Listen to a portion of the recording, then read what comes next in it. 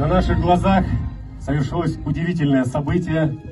Был установлен мировой рекорд по возрастному нахождению в воздухе на мотопаралете с результатом 104 года, 3 месяца и 4 дня.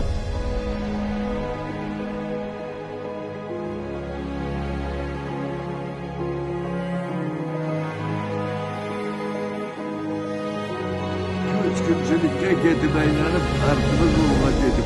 Gelip bullay zartla kurokan ya. Kalkın bulma kalay oldu.